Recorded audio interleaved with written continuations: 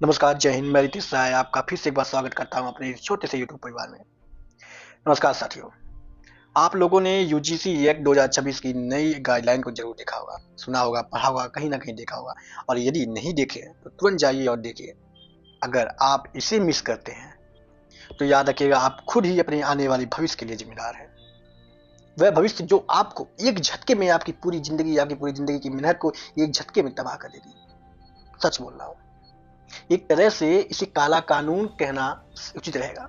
हम काला कानून के नाम से ही इसे बयां करते हैं, काला कानून नाम से ही हम जानेंगे। ऐसा नहीं है कि ये पहली बार आया है। यूजीसी एक्ट जो है, इसका गाइडलाइन जो है पहले भी था, लेकिन 2026 में इसे जो है और भी ज्यादा कठोर कर दिया गया है। खास करके किसके लिए? जनरल वर्ग के लोगों के दबाव बनाने के लिए, उनको प्रेशर बनाने के लिए। पहले इस प्रावधान में ओबीसी का कोई जिक्र नहीं था, लेकिन अब इसके अंदर ओबीसी को भी शामिल कर दिया गया है। यानी एससी, एसटी और ओबीसी को संरक्षण देने के लिए जो है जनरल वालों को कुएं में धकेला जा रहा है। मतलब क्या है? मतलब ये है कि आप किसी भी कॉलेज में पढ़ रहे हैं, किसी भी संस्था में आप पढ़ाई कर रहे हैं, किसी विश्वविद्यालय में हैं आप, यदि आप शिक्षा ग्रहण कर रहे हैं, आपके कोई दोस्त है, मान लीजिए आप हैं, आपके दो दोस्त और हैं, एक ओबीसी में आ रहा है, एक एससी में आ रहा है, ठीक है, आप जनरल में आ रहे हैं, आपसे बातचीत किया जा रहा है, सम्मान आप लोग आपस में बात कर रहे हैं। आप बात करते करते आपके किसी मित्र को आपकी बातों से थोड़ा सा ठेस लग गया, भावात्मक ठेस लग गया, वो गया आपके खिलाफ तुरंत जाके जो है यूजीसी एक्ट के तहत आपके तहत हुआ जाके अपना रख दिया अपना बात कि आपने उसको हट किया, ये किया, वो किया, कुछ भी तब मुकदमा कर दिया। उसके बाद आपको अपनी बात रखने की भी आवश्यकता नहीं। वहां पे आपको अपनी बात रखने का मौका तक नहीं दिया जाएगा। आप पे तुरंत कार्रवाई होगी और आप तुरंत सजा के हकदार हो जाएंगे। जी हाँ, यह है ये काला कानून। मैं पूछता हूँ, क्या इसे एससी, एसटी और ओबीसी वालों को संरक्षण मिला है? नहीं, ये संरक्षण नहीं है। ये क्या है? हमें आपस में लड़ाने का एक तरीका चुना गया है। जो चार दोस्त आपस में साथ में एकजुटता के साथ बैठ के बात कर रहे हैं, सुख दुख में काम आ रहे हैं, क्या वो आपस में रहेंगे? नहीं रहेंगे। एक जनरल व्यक्ति आपस में कैसे रहेगा? उसके दिमाग में हमेशा ये प्रेशर रहेगा कि नहीं, मुझे सबसे अलग रखा गया है। हमेशा उसके साथ रहेगा कि नहीं, वो मुझे अगर गाली दे रहा है तो मुझसे गाली सुनना पड़ेगा। अगर मैं उसकी गाली का मैंने जवाब दिया तो वो कुछ भी मेरे साथ कर सकता है। और जाहिर सी बात है, आपको कोई भी सुनवाई नहीं किया जाएगा। आप कुछ भी नहीं कर सकते, आप मजबूर हैं। अभी आज आपके पास मौका है। यदि आज आप अपने हक के लिए नहीं लड़े, अपने हक को मानना नहीं सीखे, तो कल आप किसी कठपुतली की तरह इधर उधर इधर उधर करते रहेंगे। अरे मैं पूछता हूँ, क्या किसी यूनिवर्सिटी में, किसी जगह पे, आप किसी भी शिक्षा संस्थान में चले जाइए, आप मुझे बताइए, क्या केवल एससी, एसटी और ओबीसी वाले ही प्रताड़ना के शिकार होते हैं? क्या जनरल वर्ग के कोई भी बच्चा विश्वविद्यालय में से किसी शिक्षा संस्थान में वह नहीं प्रताड़ना का शिकार होता है? कल का कोई टीचर, यदि मान लीजिए किसी स्टूडेंट है, एससी, एसटी, ओबीसी वर्ग में आ रहा है, कुछ ऐसी हरकतें कर रहा है जिससे क्लास की गरिमा जो है भंग हो रही है, वह टीचर उसे किस हक से रोक देगा? कल का टीचर उसे मना कर दिया कि नहीं, आप शांत रहिए, आप क्लास की गरिमा भंग कर रहे हैं, आप बाहर निकल जाइए। फिर उसके तो लग गए। सच में उसके लग गए। क्यों लग गए भाई? क्योंकि भाई साहब, उसने यूजीसी की एक्ट को का उल्लंघन कर दिया। अगर इस तरह से पढ़ाई करा तो पढ़ाई हो चुका। अरे मैं पूछता हूँ, क्या जनरल वर्ग में जन्म लेना एक धिक्कार है? क्या जनरल वर्ग में जन्म लेकर हमें गलती कर दी है? अगर ऐसा है तो आप स्पष्टीकरण दीजिए और बता दीजिए कि हाँ, आप जनरल वर्ग में जन्म लिए हैं तो आपको हमेशा इसी तरह से दबाया जाएगा, कुचला जाएगा। और जो विकसित भारत की आप नींव रख रहे हैं ना, उस विकसित भारत की नींव हमारे खून से लिखा जा रहा है, जनरल वर्ग के खून से लिखा जा रहा है। मैं बिल्कुल भी सपोर्ट नहीं करता हूँ कि किसी एससी, एसटी या ओबीसी के साथ कोई भी उत्पीड़न का काम हो। लेकिन क्या विश्वविद्यालय के स्तर पर यह आवश्यक है कि जनरल वर्ग को एक तरह से दबा के रखा जाए? आप नया एक्ट ले आए, उसमें जनरल के लिए आपके पास कोई छुट्टी नहीं है। मतलब कोई भी किसी तरह से उसके फीलिंग्स को हर्ट हो गया, वो जाके तुरंत आपने धारा लगा दिया। उसके बाद आप क्या हुआ, आप तुरंत जनरल वालों की सुनिए तक ना, सुनना भी नहीं है। मत सुनिए कि वो निर्दोष है, नहीं है, वो मजाक में कहा, क्या हुआ, आपस में बात हुई, क्या हुई, इससे आपको घंटा फर्क नहीं पड़ता। आप बस ले जाइए उसकी, समझ रहे होंगे आप।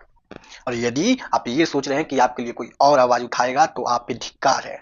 धिक्कार है आपके कि आप जनरल वर्ग में आ रहे हैं, धिक्कार है। डूब मरिए। सही बोला, डूब मरिए आप। क्योंकि यदि यदि आप अपने हक के लिए खुद नहीं लड़ सकते और आप सोच रहे हैं कि कोई नेता आपके लिए आवाज उठाएगा, तो जाकर देख लीजिए, कोई नेता एक शब्द भी नहीं बोल रहा है और नहीं बोलेगा। वो क्यों बोले? वो पहले आपको धर्म के नाम पे लड़ाया, अब आपको जाति के नाम पे लड़ा रहा है और लड़ाएगा, हमेशा लड़ाएगा। धर्म के नाम पे लड़ाएगा, फिर वर्ग के नाम पे लड़ाएगा, फिर जाति के नाम पे लड़ाएगा, फिर आपस में आपको लड़ाएगा। कोई बोलेगा ये ब्राह्मण है, ये ब्राह्मण में अलग अलग में बांटेगा, बोलेगा ये ब्राह्मण में यार है तो ये भूमियार है, ये पंडित है, ये लाला है, ये श्रीवास्तव है, अलग अलग चीज में आपको लड़ाएगा और आप लड़ेंगे। आप उसी काबिल हैं भी जो अपने हक को मांगना नहीं जानता है। आज यदि आप अपने हक को नहीं मांग रहे हैं तो कल आपके आने वाली पुश्तें आपको धिक्कार देगी कि आपकी वजह से ये हुआ है। यहाँ जंग में कोई अकेला नहीं है।